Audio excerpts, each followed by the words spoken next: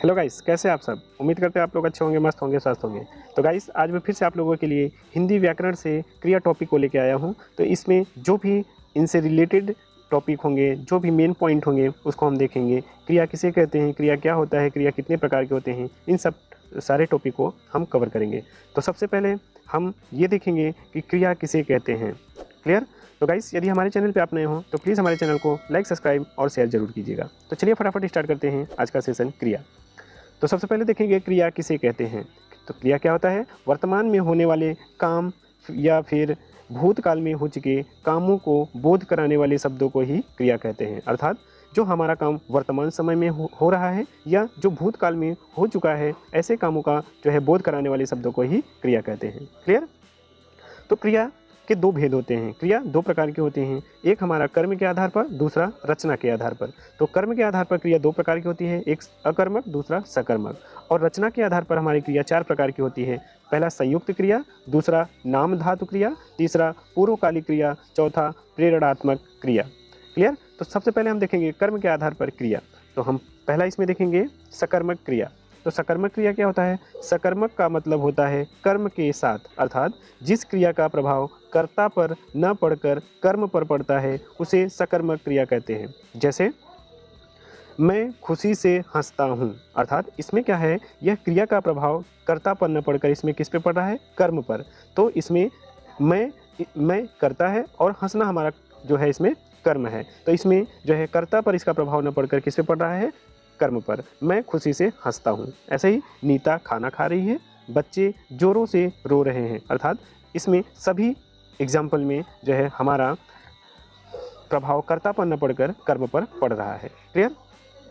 अगला देखेंगे हम अकर्मक क्रिया क्या होता है। तो अकर्मक क्रिया क्या होता है, वाक्य में क्रिया को जब कर्म की आवश्यकता नहीं होती है तो उसे अकर्मक क्रिया कहते हैं। इसमें अकर्मक क्रिया क्या होता है, जिसमें क्रिया को जब कर्म की आवश्यकता नहीं हो, अर्थात जब क्रिया में कर्म की ज़रूरत नहीं हो, तो ऐसे हम वाक्य को ऐसे क्रिया को कौन सा क्रिया कहेंगे, अकर्मक क्रिया कहेंगे। क्लियर। जैसे राम पढ़ता है, तो देखिए इसमें हमें कर्म की ज़रूरत नहीं पड़ी है, तो ये ऐसी जो है हमारी क्रिया कौन सी क्रिया कहलाएगी, अकर्मक क्रिया।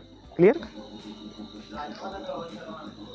अब इसमें हम देखेंगे सकर्मक क्रिया और अकर्मक क्रिया में दोनों में क्या अंतर होता है। क्लियर। तो देखेंगे सकर्मक क्रिया क्या होता है, जिन क्रियाओं का कर्म होता है वह सकर्मक क्रिया कहलाती है। जैसे राजू सेब खाता है, तो इसमें हमारा कर्म क्या है, सेब। तो राजू सेब खाता है, तो इसमें हमें ऐसी क्रियाओं में हमें क्या होता है, कर्म की आवश्यकता होती है, तो उसे हम सकर्मक क्रिया कहेंगे। अकर्मक क्रिया क्या होती है, जिन क्रियाओं का कर्म नहीं होता है वह अकर्मक क्रिया कहलाती है। जैसे राजीव दौड़ता है, इसमें हमारा राजीव क्या है, करता है। तो इस वाक्य में जो हमारा कर्म है उसमें इस वाक्य में हमारा कर्म नहीं है, तो इसमें हमें कर्म की जरूरत भी नहीं पड़ रही है। तो ऐसे हमारी क्रिया को अकर्मक क्रिया कहते हैं। क्लियर। आई होप आप लोग को समझ में आ गया होगा। अगला देखेंगे हमारा क्रिया हमारा दो प्रकार का होता है, एक कर्म के आधार पर, दूसरा रचना के आधार पर। तो हमने कर्म के आधार पर क्रिया देख लिया, सकर्मक क्रिया और अकर्मक क्रिया। अब हम रचना के आधार पर देखेंगे। रचना के आधार पर चार प्रकार की क्रिया होती है। पहला संयुक्त क्रिया। तो हम देखेंगे संयुक्त क्रिया किसे कहते हैं। क्लियर। तो संयुक्त क्रिया क्या होता है, जो क्रियाएं दो या दो से अधिक धातुओं से मिलकर बनी होती है उसे संयुक्त क्रिया कहते हैं। जैसे मैंने खाना खा लिया, इसमें हमारा क्या है, क्रिया दो या दो से अधिक धातुओं से मिलकर बनी है। क्लियर। जैसे मैंने खाना खा लिया है। क्लियर। अगला है तुम घर चले जाओ। अगला है मीरा स्कूल चली गई, वह खाना खा चुका है। ये सब इसमें क्या है, हमारे दो या दो से अधिक जो है धातुओं से मिलकर ये हमारे वाक्य बने हैं, ये क्रिया बनी है। तो ऐसी क्रियाएं हमारी संयुक्त क्रिया कहलाएगी। क्लियर।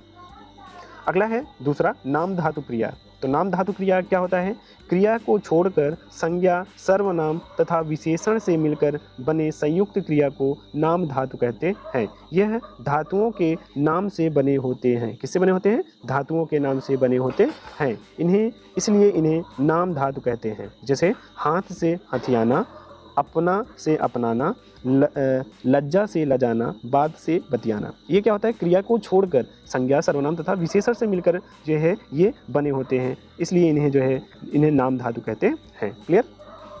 अगला है हमारा पूर्णकालिक क्रिया या पूर्णकालिक क्रिया क्या होता है, उसकी परिभाषा और कुछ उदाहरण है। तो देखेंगे पूर्वकालिक क्रिया किसे कहते हैं। जब कर्ता एक काम को समाप्त करके तुरंत दूसरे काम में लग जाता है, तब जो क्रिया पहले समाप्त हो चुकी होती है उसे पूर्णकालिक क्रिया कहते हैं। अर्थात जो क्रिया हमारी सबसे पहले समाप्त होगी उसी को हम क्या कहेंगे, पूर्वकालिक क्रिया। जैसे गुरुजी ने नहाकर पूजा की, तो इसमें हमारी पूर्वकालिक क्रिया क्या होगी, पुजारी ने नहाकर। तो पहले क्या हुआ, इसमें पहले कौन सी क्रिया पूरी हुई, नहाना, फिर उसके बाद पूजा की, तो हमारी इसमें पूर्वकालिक क्रिया क्या होगी, नहाकर। क्लियर। अगला है चोर सामान चुराकर भाग गया, तो इसमें हमारा पूर्वकालिक क्रिया क्या होगा, पहले क्या किया, सामान चुराया फिर भागा, तो इसमें पूर्वकालिक क्रिया हमारा सामान चुराना हो गया। विद्यार्थी ने पुस्तक से देखकर उत्तर दिया, तो इसमें हमारा पूर्वकालिक क्रिया क्या होगा, पहले पुस्तक जो है देखा फिर उसने उत्तर दिया, तो इसमें हमारी पूर्वकालिक क्रिया क्या होगी, पुस्तक से देखकर। क्लियर। जैसे वह खाकर सो गया, इसमें हमारी पूर्वकालिक क्रिया क्या होगी, पहले खाया फिर सोया, तो इसमें हमारा जो है खाकर हमारा पूर्वकालिक क्रिया होगी। क्लियर।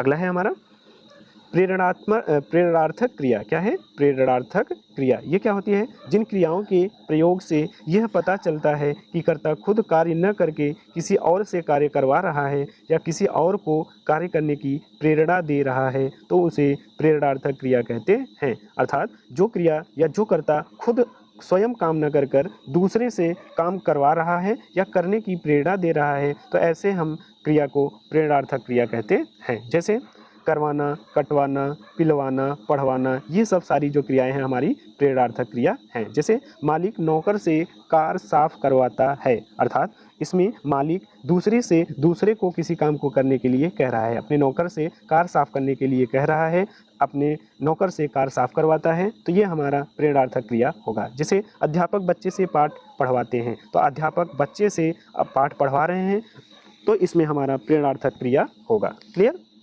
आई होप गाइस आप लोगों को ये सारे टॉपिक के सारे जो है प्रॉब्लम्स आपको अच्छे से समझ में आ गया होगा। तो गाइस यदि हमारी वीडियो आप लोग के लिए अच्छी लगी हो तो प्लीज़ हमारी चैनल को लाइक, सब्सक्राइब और शेयर जरूर कीजिए। तो गाइस आज के लिए बस इतना ही, मिलते हैं किसी नेक्स्ट वीडियो में, तब तक के लिए नमस्कार, जय हिंद।